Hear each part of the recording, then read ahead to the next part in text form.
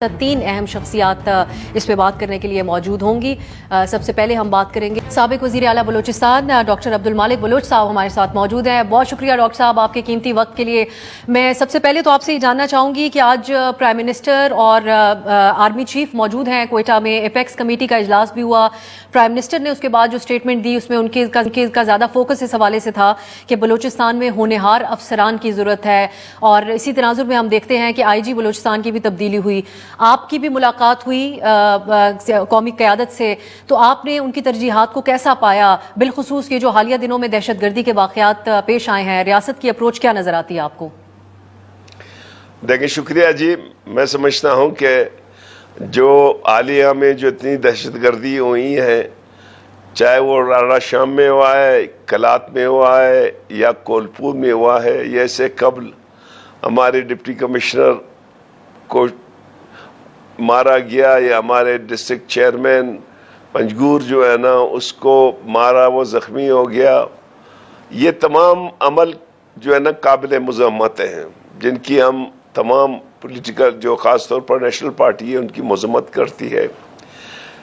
हमें जब बुलाया गया उसमें हम थे नेशनल पार्टी, ANP, JUI और मुस्लिम लीग के भी लोग थे, और पाक पीपल्स पार्टी है और बाप पार्टी के।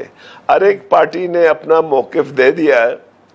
हमारी चूँकि एक मौक़िफ़ क्लियर कट है, वो हमने उनके सामने रखा है। हमने कहा कि बलूचिस्तान के हालात पिछले 18-20 सालों से बहुत ख़राब हैं, और ख़ास तौर पर नवाब अकबर बुगटी की शहादत के बाद हमारे नौजवान जो है ना वफाक से दूर हो रहे हैं, जमहूरियत से दूर हो रहे हैं। ज़रूरत इस अम्र की है कि हम अपने चीज़ों को रिविज़िट कर लें, और मल्टी स्ट्रेटजी के साथ आप यहाँ पे काम करें। इसमें ख़ास तौर पर जो लापता अफराद है इसको फोकस करें, उनको बाजियाब करें। यहाँ बेरोज़गारी है, रोज़गार को मेरिट पे रखें। यहाँ गवर्नेंस का मसला है, बलूचिस्तान के अवाम को वोट का हक नहीं है, उसको वोट का हक दे दें। ये तमाम मसाइल जो बलूचिस्तान के हैं इनको आप एड्रेस करेंगे, तब जाके with the passage of time जो है ना ये चीज़ें मुज़ाकरात के लिए एक माहौल बन सकता है। अब उनकी क्या स्ट्रेटजी होगी वो हमें उन लोगों ने नहीं बताया, लेकिन हमारी तमाम पॉलिटिकल पार्टीज़ ने कहा कि जी आप डेवलपमेंट और उनके साथ मुज़ाकरात का दोनों ऑप्शन जो है ना उस पर काम करें। जी, तो इसका कोई रिस्पांस डॉक्टर साहब मिला आप लोगों को? कोई मुस्बत रिस्पांस था या खामोशी थी? मैंने महसूस कोई बहुत बड़ी रिस्पांस महसूस नहीं की। आप देखें, अगर आगे चल के वो इन चीज़ों को रिस्पांस करेंगे तो अच्छी बात होगी, क्योंकि हम तो एक मुश्किल हालात से गुजर रहे हैं। बलूचिस्तान में इस वक्त हमारी शाखाएं बंद हैं, हम लोग सिक्योरिटी के इधर चैलेंजेस हैं। तो हमें तो एक पुरान बलूचिस्तान चाहिए, जहाँ पे डेवलपमेंट हो, जहाँ पे रोज़गार हो, जहाँ पे तालीम हो, जहाँ पे सेहत की सहूलतें हो। हमारी तो ख्वाहिश ये है कि बलूचिस्तान पुरअमन हो, और इस पुरअमन बलूचिस्तान में हम अपने बच्चों की मुस्तकबिल का जो है ना वो वहाँ पे सही करें। तो मैं समझता हूँ कि फेडरल गवर्नमेंट की ज़रूरत है कि वो बलूचिस्तान के इशू को एड्रेस करें, ताकि बलूचिस्तान फेडरल गवर्नमेंट के साथ मज़ीद ऑन बोर्ड हो जाए। अच्छा डॉक्टर साहब, एक बात के ऊपर बहुत से लोगों का इत्तेफाक रहता है, बिलखुसूस जो सिक्योरिटी माहिरीन है या जो बलूचिस्तान के मामलात को समझते हैं, और कई बार बहुत से सियासतदान भी, कि आपने बतौर CM जो कुछ चीज़ें करने की कोशिश की उनमें से कुछ चीज़ें नहीं आगे कंटिन्यू हो सकी, लेकिन एक भरपूर कोशिश थी आपकी उस वक्त लोगों को एक टेबल पर लेके आने और मसाइल को रिजॉल्व करने की। अब आपकी अंडरस्टैंडिंग के मुताबिक कहाँ पर मसला पेश आता है? रियासत को डेवलपमेंट के कामों के हवाले से भी ये सवाल उठता है कि डेवलपमेंट का काम ना करने के पीछे या इसको आगे तरक्की याफ्ता ना बनाने के पीछे भी क्या कोई साजिश है बलूचिस्तान में? और फासले भी हम देखते हैं कि आवाम और रियासत के दरमियान बढ़ते जा रहे हैं।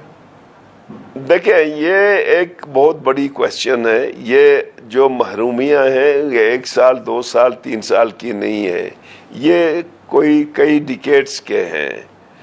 جہاں پہ محرومیاں ہیں اور محرومیوں کے نتیجے میں ریئیکشن بھی آ گئے ہیں اور ریاست کی غلط پالیسیوں کی وجہ سے انسرجنسی بھی شروع ہو گئی ہے.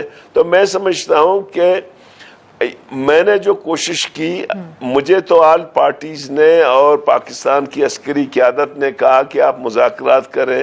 میں گیا ان کے پاس، ان کی مہربانی، ان لوگوں نے رضامندی ظاہر کی اور ہماری بس یہ ایک کنڈیشنز تھی، 2 کنڈیشن تھی کہ آپ آئین پاکستان کو مانیں اور سیکورٹی کو چیلنج نہیں کریں، اینڈ وہ راضی ہو گئے تھے بات چیت کے لیے.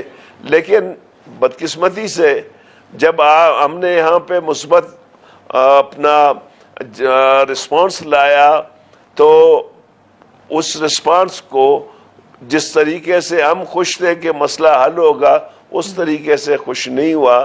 میں سمجھتا ہوں کہ اسٹیبلشمنٹ کے اندر ایک ہارڈ لائنر تھے جن لوگوں نے اس چیز کو ماننے سے انکار کیا. تو ویسے ہارڈ لائنرز آپ اب بھی محسوس کرتے ہیں کہ موجود ہیں، اور موجودہ جو وزیر اعلیٰ ہیں بگٹی صاحب، ان کی قیادت میں ایسا ہو سکتا ہے؟ اب بگٹی صاحب جو ہیں وہ ہیں تو پیپلز پارٹی کے ساتھ، لیکن ان کے حوالے سے تاثر یہی ہے کہ وہ بھی اسٹیبلشمنٹ کے نمائندے کے طور پہ ان کو دیکھا جاتا ہے. آپ سمجھتے ہیں کہ ان کی قیادت میں اس قسم کی کوئی چیز پل آف کی جا سکتی ہے کہ بات چیت کا راستہ بنے؟ اس میں اب کی حالات اور اس حالات میں زمین آسمان کا فرق ہے. اس ٹائم جو ملیٹنٹ کی قیادت تھی وہ کچھ اور لوگوں کے ہاتھوں میں تو جو بات چیت کے لیے تیار ہو سکتے تھے، جو تیار ہوئے تھے میرے ساتھ جو بات کی. اب ملیٹنٹ کی جو قیادت ہے وہ نوجوانوں کے ہاتھوں میں ہے. مجھے نہیں لگتا ہے کہ وہ اب مذاکرات کے لیے یہ جو بی ایل اے اور بی ایل ایف والے ہیں تیار ہو جائیں. میں بھی اگر اپروچ کریں دوسرے لوگوں کو وہ شاید ہو سکتے ہیں، بٹ مجھے ابھی وہ جو ماحول ہے چاہے اسٹیبلشمنٹ کی طرح ہو یا ملیٹنٹ کی طرح ہو، وہ ماحول مجھے نہیں لگ رہا ہے کہ بات چیت ہو. اس زمانے میں ایک ماحول پیدا ہوا تھا کہ تمام پولیٹیکل پارٹیز اور عسکری قیادت نے کہا تھا کہ جی آپ جا کے بات چیت کریں. تو وہ ماحول جو اس ٹائم تھا یا وہ ماحول مجھے اس وقت محسوس نہیں ہو رہی ہے. اور اس وقت یہ ماحول کریٹ کرنے کے لیے کون لوگ کردار ادا کر سکتے ہیں؟ دیکھیں سب سے زیادہ کردار تو بلوچستان کی پارٹیوں کو کرنا چاہیے، جو ہم کر رہے ہیں. آج ہماری جتنی پارٹیاں تھیں سب کی کوشش تھی، جے یو آئی کی، این پی کی، ہماری، کہ بھائی اس مسئلے کو سلجھائیں. یہ مسئلہ الجھ گیا ہے، اس کو سلجھانے کی ضرورت ہے. بات چیت کے ذریعے ہو، ڈیولپمنٹ کے ذریعے ہو، جابز کے ذریعے ہو، گڈ گورننس کے ذریعے ہو، میرٹ پہ ہو، کرپشن کو کٹ ڈاؤن کرنے کے حوالے سے ہو. یہ تمام ڈیفرنٹ میئرمنٹ ہے جو آپ لے لیں گے تو شاید حالات ٹھیک ہوں گے. اس زمانے میں بھی ہمارے پاس تو کوئی جادوئی طاقت تو نہیں تھی، یہی کچھ اقدامات ہم نے کیے تھے جو حالات ٹھیک ہو گئے تھے. اب ایک اور معاملہ جو لاپتہ افراد کے حوالے سے ہے، اس میں بہت سے لوگ اصولی پوزیشن رکھتے ہیں اور ان کا ساتھ دیتے ہیں جو لوگ لاپتہ افراد کے حوالے سے آواز اٹھاتے ہیں اور احتجاج. لیکن اب ریاست بڑی واضح طور پہ اس حوالے سے کہتی ہے کہ یہ لوگ جو احتجاج بھی کرتے ہیں، جو بالخصوص خواتین اس کو رن کرتی ہیں یکجہتی کمیٹی کو، وہ دہشت گردوں کی پراکسی ہیں. اس کو آپ کیسے دیکھتے ہیں؟ کیونکہ اس کو سپورٹ کرنے کے حوالے سے جو بھی حالیہ دنوں میں واقعات پیش آئے، اس میں یہ دعویٰ کیا جا رہا ہے کہ بیلا میں جو خودکش بمبار تھا ایک ان میں سے وہ بھی لاپتہ قرار دیا گیا تھا اور ایف آئی آر بھی درج تھی. تو آپ سمجھتے ہیں کہ جب اس قسم کے واقعات پیش آئیں تو یہ سپورٹ کرتے ہیں ریاست کے اس نیریٹو کو؟ دیکھیں میں سمجھتا ہوں کہ اگر یہی احتجاج جو گوادر میں ہو رہا تھا، گوادر میرا حلقہ ہے قومی اسمبلی کا، تربت اور گوادر میں نے الیکشن بھی جیتا ہے، وہ اور بات ہے کہ مجھے نہیں دیا ہے. میں بخوبی جانتا ہوں اگر ان کو وہاں پہ جلسہ احتجاج کرنے دیتے وہ پرامن ہوتا، اس میں کوئی کمپلیکیشن نہیں تھی. لیکن سرکار نے تمام راستے بند کیے اور 7-8 لوگ جو ہے نا مارے، پھر حالات خراب ہو گئے. تو میں سمجھتا ہوں کہ اگر ہم حالات کو سنجیدگی سے لے لیں حالات بتدریج بہتر ہوں گے. اب جس بچی نے جو خودکش کی ہے وہ تو انتہائی ایک پرامن گھرانے کا جو ہے نا وہ بچی تھی، یقیناً اس کو آلات کی وجہ سے ہوا ہے یا برین اس کی وہ واش ہونے کی وجہ سے اس نے جا کے خودکش کی. اس کی تو تمام فیملی جو ہے نا وہ پرم جدوجہد کرنے والے ہیں جن کا نیشنل پارٹی سے تعلق ہے, اس کے والد کا, اس کے چاچا کا, سب کا تعلق ہم سے ہے. تو یہ پھر ڈاکٹر مالک صاحب یہ اب ایک بدلتے ہوئے رجحانات ہم دیکھ رہے ہیں جہاں تعلیم یافتہ نوجوان اور بالخصوص خواتین, یہ 2-3 واقعات پیش آئے جن میں وہ خواتین جن کے بچے بھی تھے, ایک جو کراچی میں جنہوں نے اٹیک کیا کراچی یونیورسٹی پہ, تو یہ اس رجحان کو یہ کتنا خطرناک ہے, اس کی آپ کو کیا وجہ نظر آ رہی ہے کہ تعلیم یافتہ نوجوان جیسا آپ نے خود حوالہ دیا؟ جی دیکھیں, میں اس رجحانات کو انتہائی میں سمجھتا ہوں کہ نقصان دہ رجحانات ہے ہمارے لیے. اس کی بنیادی وجہ یہ ہے کہ دیکھیں نا, آپ لاپتہ لوگوں کو کیوں کرتے ہیں؟ آپ لائیں گورنمنٹ, پاکستان کی آئین لاپتہ ہونے کی کوئی اس کو وہ اجازت نہیں دیتا ہے. آپ لائیں ان کو تانے میں بند رکھیں, جیلوں میں بند رکھیں. ان میں سے میجارٹی جو یہ جلسے جلوس ہیں ان میں ان کے افیکٹیز ہیں, ان کے رشتہ دار ہیں. آپ اس مسئلے کو کیوں ایڈریس نہیں کرتے ہیں؟ یہ تو بنیادی صورت میں انسانی حقوق میں آ جاتا ہے, پاکستان کے آئین کے اندر ہے. ان چیزوں کو جب آپ, دوسری بات الیکشن جو ہوتے ہیں, اس دفعہ ہمارے پاس تو الیکشن نہیں ہوئے, اکشن ہوئے تھے, جس نے زیادہ پیسہ لگایا وہ سیٹ جیت گیا.